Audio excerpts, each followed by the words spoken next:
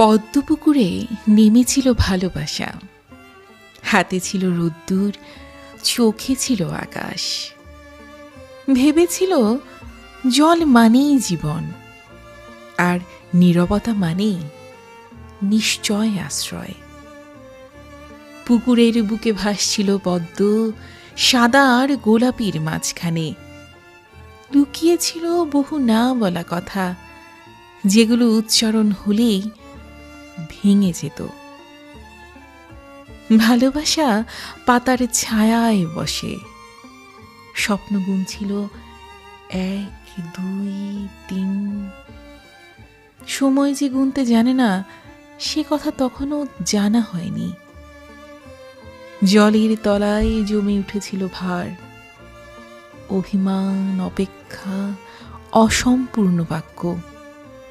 ভালোবাসা ভেবেছিল এই তো, আর একটু গভীর হলে পাওয়া যাবে তল।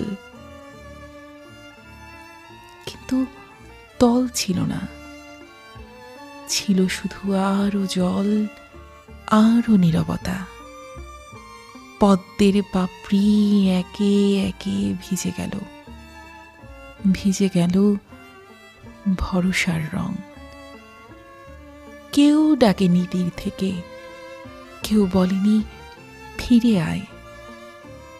পুকুর তো শুধু পুকুরই, সে জানে না ডোবা আর ডুবে মরার ফারাক।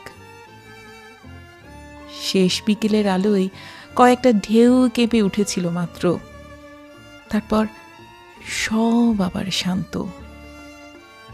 পদ্ম রইল, জল রইল, শুধু ভালোবাসা আর উঠল না উপরে।